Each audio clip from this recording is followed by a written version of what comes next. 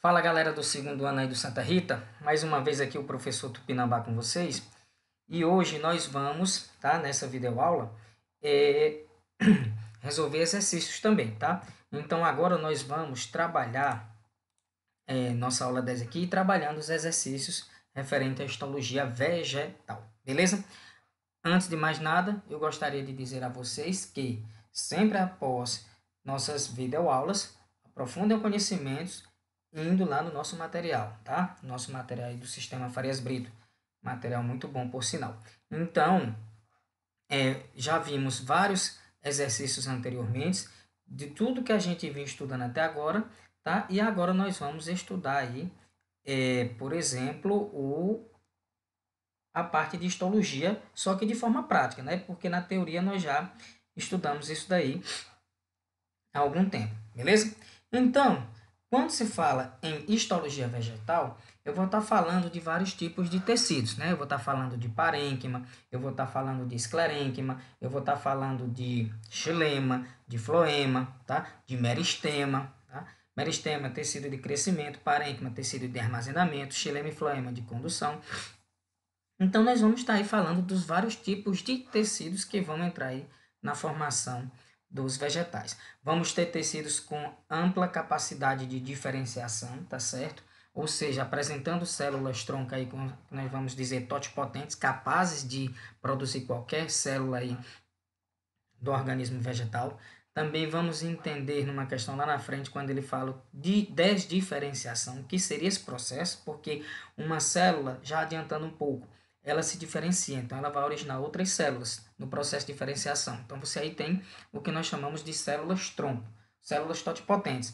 Mas em um determinado momento, uma célula já adulta que sofreu diferenciação, ela vai o quê? Retroagir, regredir, ou seja, ela vai desdiferenciar. E ao desdiferenciar, por exemplo, vai ocorrer aí voltar para um estágio indiferenciado, tá? E depois ela volta a ser capaz de originar novas células, ela se diferencia novamente. Isso é o significado aí do que se fala em desdiferenciação, beleza? Bom, a primeira questão, ela diz o seguinte: as plantas utilizam crescimento localizado em regiões específicas, responsáveis pela divisão celular. As células meristemáticas são consideradas totipotentes, isto é, elas são totalmente capazes de se desenvolver em qualquer célula, tipo de célula que ocorra no ciclo de vida das plantas, beleza? Então, com base nos conhecimentos sobre os tecidos meristemáticos e crescimento das plantas, podemos afirmar. Essa questão ela tem um pouco de dificuldade, porque essa questão aqui ela é bem específica com relação aos tecidos. Então, você tem que ter um bom conhecimento, tá? Aprofundar bem sobre essa parte específica da botânica, que é a histologia vegetal. Então, na letra A, nós temos o seguinte: o periciclo é um tecido originado do procâmbio, a partir desse se desenvolvem ramos laterais ou secundários das plantas. Bom, o periciclo ele vai ser encontrado lá na raiz. Ele não vai ser encontrado em caule. E onde eu vou ver ramos laterais, secundários de plantas, isso aqui eu estaria falando de gemas laterais que formam ramos ali nos caules. Então, eu não vou encontrar esse periciclo aí no caule. Ele vai ser característico aí de raiz. Então, a letra A está fora de questão. Letra B. O meristema apical é responsável pelo crescimento longitudinal e nele se formam os meristemas primários. Tá certo, então o caule no início do crescimento, o meristema apical, está formando aí os meristemas primários e a planta está crescendo no sentido longitudinal, verticalmente para cima. Quando ela cresce para os lados, seriam as gemas laterais, aí fazendo o seu papel, beleza? Então, nós temos aí a letra B como resposta correta para essa alternativa. Bom, aí vem a letra C. Dizer que o meristema fundamental vai originar tecidos vasculares secundários responsáveis pelo crescimento do caule e da raiz. Quando se vê essa, na verdade, para se originar aí, tecidos vasculares secundários, teria que ser o meristema secundário e não o fundamental, como está falando aí, ok? Letra D. O procâmbio produz grandes quantidades de tecidos, mais ou menos homogêneos, como o parênquima cortical e medular. Aí, o procâmbio, ele tem aí, por exemplo, ele vai originar aí o xilema e o floema primários, tá certo? Bem como câmbio fascicular, tá? Que em outra oportunidade pode dar origem os xilemas secundários e floemas secundários. Então, por isso que a letra D não está correta. E letra E, os meristemas secundários ocorrem em todos os tipos de plantas que apresentam crescimento primário. Bom, meristema secundário vai ser característico aí de Gimnosperma e Angiosperma. Eu não posso afirmar todos os tipos de planta, porque aí eu não enquadrei Pteridófitas e nem Briófitas. Ok? Então, vamos para a próxima questão. Bom, o meristema é um tecido vegetal cujas células possuem alta capacidade de se dividir, dando origem aos diversos tecidos vegetais. Com relação a esse tecido e aos tipos de gemas por ele formado, é correto afirmar que, letra A. Então, o que é que nós vamos ter aqui na letra A? É composto por células indiferenciadas, as quais já sofrem uma série de divisões celulares reducionais, promovendo o crescimento de planta. Bom, crescimento reducional, divisão reducional, isso ele está falando de meiose. Meiose não vai promover crescimento. Meiose é para reduzir o número de cromossomos pela metade para manter a constância cromossômica da espécie. Quem vai promover o crescimento é mitose. Então está fora de cogitação. Letra B. Quando as células do meristema resultam da desdiferenciação de tecidos maduros, fala-se em meristema primário. Não seria um meristema primário que está sofrendo desdiferenciação. Eu poderia dizer que seria um secundário. Então, lá no início dessa aula, na minha explicação, eu falei que desdiferenciação é um processo no qual uma célula adulta, já diferenciada, ou seja, ela já veio do primário, vai regredir, ou seja, vai voltar ao estado indiferenciado, mas só que ela vai ter a capacidade de se diferenciar novamente, originando novas células, ok? Então, por isso que a letra B, em vez de meristema primário, deveria ser secundário. O meristema apical, também localizado na raiz, tem seu desenvolvimento inibido pelo meristema lateral. Bom, eu posso dizer o seguinte aqui. Quando se fala, o meristema apical, ele está localizado lá no caule, no ápice do caule, promovendo sempre para cima. Mas vai existir também tecido meristemático, lá na raiz. Aonde esse tecido meristemático, ele vai ser subapical. Mas por que subapical? Porque você vai ter, observe aqui, você tem uma caneta. E observe que aqui, aí tem a caneta e o bocal. O bocal é a coifa, o calípitra, que está protegendo, né, a tecido meristemático da raiz. Então, ela não está no ápice, eu não posso dizer apical, porque ela tem a coifa protegendo, a calíptra. Por isso que se diz subapical. Então, esquecemos a letra C, que não tem nada a ver. O meristema lateral existe na maioria das eudicotiledôneas e é responsável pelo crescimento em espessura dessa planta. Aí sim, nós temos a letra D como alternativa, que responde corretamente à segunda questão. Então, o meristema lateral, ele vem de gemas laterais que promovem o crescimento da planta aí para os lados também, né?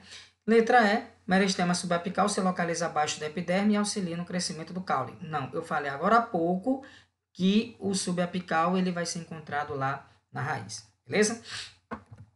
Pronto. Então, esse texto aqui, ele é comum à questão 3. A biotecnologia envolve várias técnicas que utilizam seres vivos visando desenvolver produtos ou processos para a melhoria da qualidade de vida. Essas técnicas podem ser usadas para a obtenção de alimentos, drogas, sistemas de produção, entre outros. Um exemplo é a cultura de células in vitro, técnica biotecnológica que pode utilizar tanto células animais como células vegetais. Para a cultura in vitro, há necessidade de usar o meio de cultura, que contém nutrientes, água, minerais, vitaminas e açúcares, necessários para a sobrevivência e crescimento e proliferação celular. Então, bem aqui nós temos o ponto-chave para responder a questão. Vou repetir. Para a cultura in vitro, há necessidade de usar meio de cultura que contém nutrientes, água, minerais, vitaminas e açúcares. Vitaminas e açúcares, aqui está muito clarinho. Eu vou deixar em vermelho. Bom, vitaminas e açúcares necessários para a sobrevivência, crescimento e proliferação celular. Bom, pequenas alterações nesse meio podem acarretar modificações fisiológicas e metabólicas. Bom, para a utilização da técnica biotecnológica referida no texto, o material vegetal precisa apresentar totipotência. O que é totipotência? Ele precisa ter capacidade de se dividir em vários outros, de se dividir, originando várias células, e se diferenciar em outras células. Bom, que é a capacidade celular de reconstruir um organismo inteiro. Resumindo tudo que eu falei. Assim, um tecido com essa capacidade e uma habilidade celular deste tecido são, respectivamente, bom, eu não posso falar esclerênquima, primeiro porque é um tecido de sustentação, mas é um tecido morto porque está impregnado de lignina, que vai causar a morte celular, mas vai dar resistência ali, ao ponto de promover a sustentação, tá? Eu não posso dizer xilema, porque ela apenas está fazendo a condução de seiva, tá? E a condução da seiva bruta, ok? E ele não posso dizer diferenciação, porque se ele está dizendo que vai originar o organismo inteiro, eu também tenho que entender que tem aí a questão da divisão. Mas o termo que está deixando essa alternativa errada é o xilema. Suber é tecido morto. O tecido morto não vai importar. Floema está carregando seiva elaborada e divisão. Mas a questão é o seguinte, eu vou voltar aqui. Nós temos, contém nutrientes, água, minerais, vitaminas e açúcares. Então, se eu não poderia, até aqui água e minerais, eu teria basicamente xilema. Com a formação de açúcar, eu teria floema. Mas ele está falando necessário para a sobrevivência, para o crescimento e para a proliferação.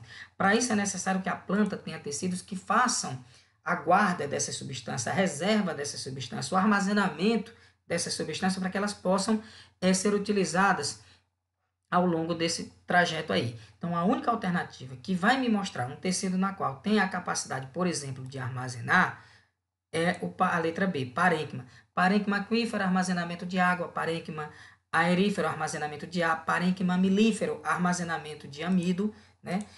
Amido, a gente sabe que é um tipo de açúcar aí, de cadeia grande. E aí você tem a capacidade de divisão, que é para promover aí o aumento das células e, consequentemente, o crescimento desse indivíduo. Então, letra B responde a terceira questão.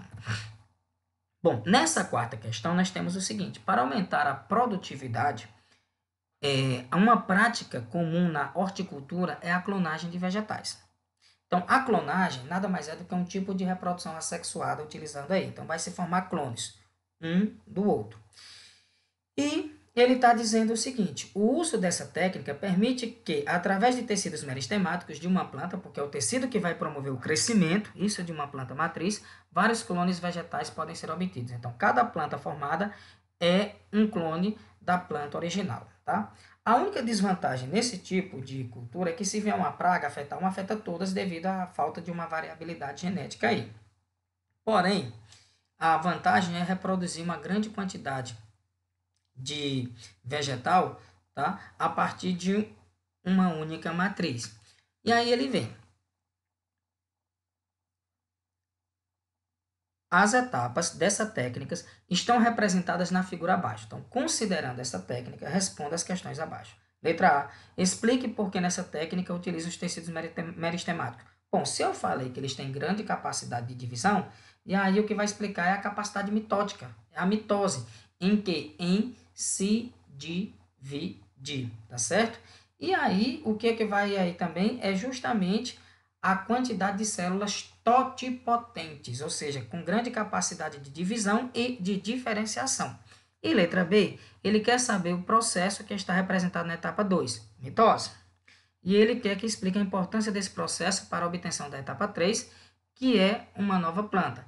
Então, você tem aí a mitose, tá? A sua importância é devido ser divisões sucessivas de forma adequada, vão originar um embrião novo que vai produzir uma nova planta geneticamente igual à planta mãe, porque não deixa de ser um clone, ok? Respondendo a letra E e a letra B. De qualquer forma, o que eu falei como resposta, então, Na letra A, tecidos meristemáticos são utilizados porque são constituídos de células totipotentes, ou seja, indiferenciada e alta capacidade de multiplicação. E o processo é mitose, e é importante porque para a obtenção da etapa 3, porque tem-se a necessidade de mitoses sucessivas, que em condições adequadas originam um novo embrião, produzindo uma nova planta clone. Ok? Bom, quinta, o palmito jussara é extraído do topo da palmeira Euterpes edulis, Marcos, parente do açaí. Outrora, abundante em toda a Mata Atlântica, que por sinal a Mata Atlântica foi muito devastada, hoje tem em torno de 7 a 8, de 5 a 7% aí, 5% disso do que era anteriormente, devido à ação desastrosa e devastadora do homem. E aí, continuando, diz, para essa extração é realizado um corte que produz um único rolo, o palmito, que é responsável pela parada do crescimento e morte de árvore, ou seja, na extração você já causa morte. Então, é uma planta que, por um tempo, teve também a questão da ameaça de extinção. Então, uma alternativa para a produção comercial do palmito é a pupunha, Bactris, né, gazipais, que além de ser mais fácil de cultivar, diferente da jussara, é capaz de sobreviver à mutilação, fazendo brotar novos ramos. Essa limitação de sobrevivência da palmeira jussara ao corte explica-se por quê. Bom, a palmeira, jussara, quando ela é cortada, tá, para tirar o palmito, então você corta a parte. Como é palmeira, as folhas tendem a ficar lá em cima do topo, né? Então você cortou o vegetal como inteiro, não vai ter mais formação de seiva elaborada para descer por todo o vegetal.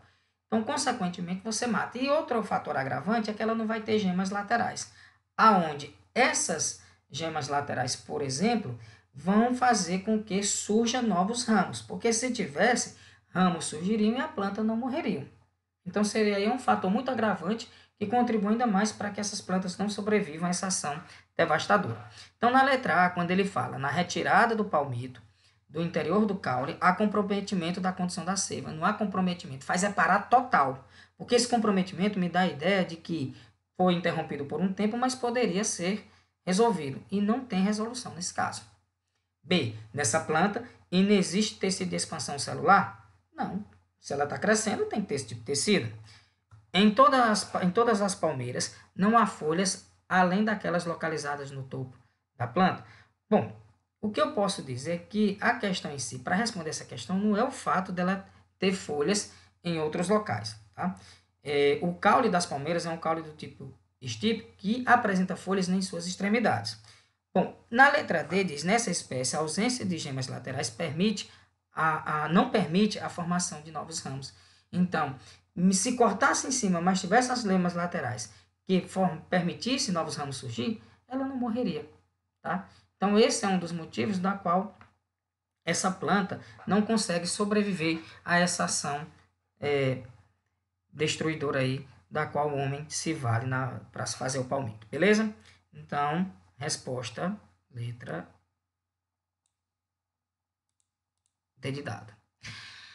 Bom, na questão 6, ele diz o seguinte, identifique o que for correto sobre os tecidos e órgãos das plantas. Bom, no caule de uma dicotiledônia, tá?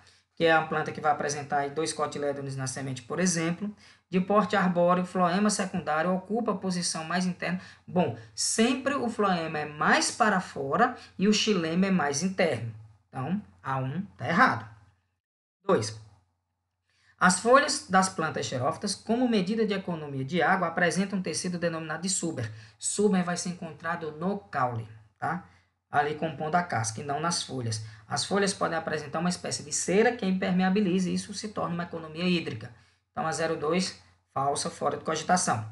4. Colênquima é um tecido de sustentação? Sim, ele dá sustentação, mas ele é flexível, tá? Ele não vai ter, por exemplo, aí, essa impregnação de lignina, tá? E uma quantidade muito grande de celulose. Ou seja, lignina é uma substância, uma proteína, que vai se impregnar nas células, causando a morte das células, enrijecendo, mas favorecendo a sustentação. E onde é que se vai encontrar? No esclerênquima, tá? E no xilema. Então, 4 também está errado. 8. Células com paredes finas, citoplasma denso, núcleo volumoso e com grande capacidade de divisão constituem aí os tecidos meristemáticos. Essa sim está correta. Então, nós temos aqui a 08 como correta aqui, beleza? Bom, 16. Os elementos férteis das flores são os carpelos, porém os carpelos têm que estar associados à parte feminina, óvulos, e os estames à parte masculina, grão de pólen. Então, na 16 ele trocou aqui as posições e isso torna essa assertiva 16 totalmente errada. Bom, questão 7, nós temos aqui o seguinte. Ele está me dando aqui, as plantas são formadas por uma reunião de tecidos, a disposição desses tecidos é específica em cada órgão, e em relação à estrutura primária das raízes, observe a imagem abaixo. Então, aqui nós temos a imagem de uma raiz, essa parte aqui de fora é epiderme, aqui são pelos absorventes, tá? A endoderme é essa parte aqui que é o número 4, e, a endoderme vai ser caracterizada aqui por esse número 3, tá? Porque o número 4 vai ser o córtex. E toda substância que entra por aqui, ela em um determinado momento, ela vai ser, ter que passar pela endoderme. Então, a endoderme ela tem a capacidade de selecionar as substâncias que devem entrar ou não, tá? E aí ele vai ter dois caminhos aqui. Tem a via simplástica e a via apoplástica, tá certo? Que uma vai ser por entre as células, devido às pontes que existem entre as células, ou por entre as células. Eu falei para vocês naquela aula de fisiologia celular, fisiologia vegetal. Bom, então nós temos aqui como resposta correta a letra C, tá? E essa letra C, onde o número 1 é o xilema, que é o vaso condutor mais interno, número 2 é o floema, que é o vaso condutor mais externo, tá? E conduz a seiva orgânica, número 3 a endoderme e o número 4 o córtex, que aí é onde entra o tecido de preenchimento, tá? Bom, nós temos aqui o seguinte, questão 8. Na questão 8, ele me diz o seguinte, a figura ilustra a seção transversal de um caule em que se distinguem faixas mais ou menos concêntricas, alternadamente claras e escuras, e que corresponde à produção secundária do xilema ou tecido de condução de seiva bruta, tá? Aí o xilema nós temos que entender que existe o xilema que é ativo e o inativo. Então, o ativo, ele vai ficando mais impregnado de lignina, aquela coisa toda, as células vão morrendo, mas sempre vai ter aquela parte do xilema que é ativa. Aí nós vamos classificar em alburno e cerne, beleza? Aí tem as faixas mais escuras correspondem aos períodos de menor crescimento em espessura do caule, em que as células do lênio são menores. As variações na espessura e na coloração desses anéis podem contar um pouco da história do Sol e da árvore. Por quê? Há plantas que dá para ver a questão da idade, outras não, tá? Mas, na letra A, me diz o seguinte. O anel que é adjacente à casca resiste o primeiro ano de vida da árvore. É falso porque se fosse registrar era o que era mais interno aqui, e não o que está mais externo. B. A espessura dos anéis depende da participação da celulose, produto imediato da fotossíntese. Celulose não é produto imediato da fotossíntese, não. Aí tem que ser a glicose, os carboidrato como glicose, por exemplo. Né? E aí está fora de cogitação. Letra C, a formação do amido, armazenado principalmente no xilema, sofre interferência das variações estacionais. Em função das... Na verdade, eu não vou me basear, não é pelo amido, é pela celulose, que vai ser mais espessa ou menos espessa. Isso devido também a várias condições, como a questão de... se for numa questão de seca, quando o sol é mais intenso, aí você tem xilema estival. Se for onde tem na chuva, xilema primaveril. Então, no xilema estival, a celulose vem mais com a espessura mais intensa, até porque para evitar assim, a perca hídrica. Um exemplo, tá? E as variações no fluxo de energia emitida pelo Sol devem interferir na fixação do gás carbônico pela planta, que repercute na síntese de carboidratos, tá? Então, nós temos aqui, nessa oitava questão, por exemplo, a letra D como resposta correta, beleza?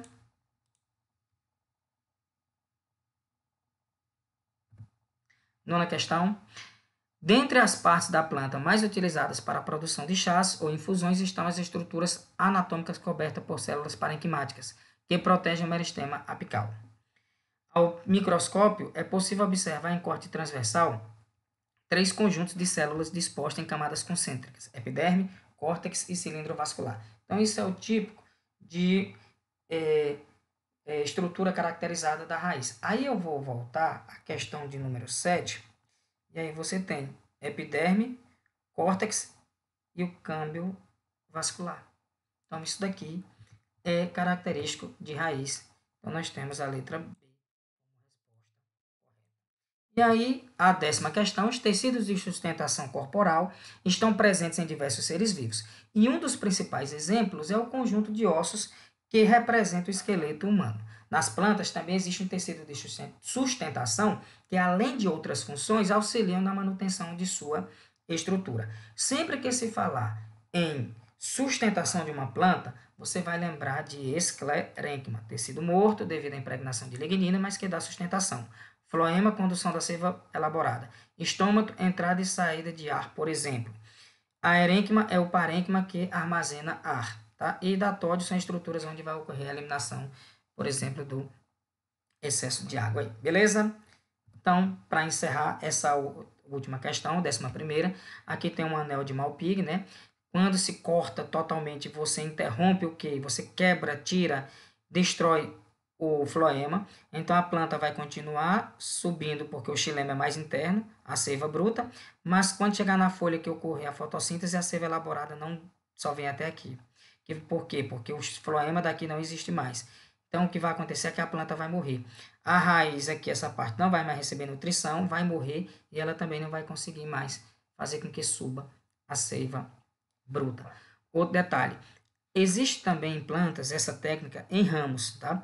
Então, quando se faz no ramo, se fizesse aqui, por exemplo, não teria problema, a planta não ia morrer.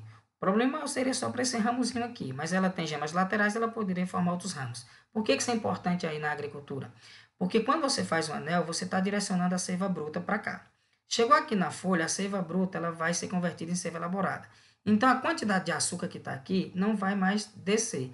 Isso é importante porque dá para formar frutos mais vistosos, vigorosos, suculentos, mais saborosos, tá? É uma técnica, sim, para melhor produção de frutos. Mas quando é no tronco, no caule mesmo, principal, que faz esse anel, aí você está provocando a morte da planta. Então, desde o início do século XVII, já se tinha evidências experimentais que o floema transporta substâncias importantes para o crescimento das plantas. Uma dessas evidências foi apontada por Marcelo Malpighi, o qual chamou a atenção para o entumecimento resultante do anelamento de troncos de galhos do anel do Malpighi. Ou seja, o entumecimento era a característica de não conseguir mais só subir a seiva bruta, tá? A seiva elaborada não descia, e aí, como ele diz, vai promover aqui um tipo de inchaço, um entumecimento nessa região, devido não ocorrer aqui mais a passagem.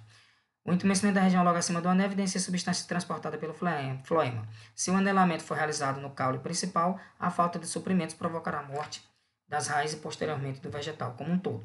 O anel de Malpighi resulta na interrupção de tecidos específicos, dentre eles, aí nós temos a letra D, resposta para essa questão. Então, vai ser a periderme, o parênquima e o floema, beleza? Então, aqui nós terminamos nossa videoaula, tá? Deixo aqui um abraço a todos, fiquem com Deus e até a nossa próxima aula, galera. Tchau e mais uma vez um grande abraço.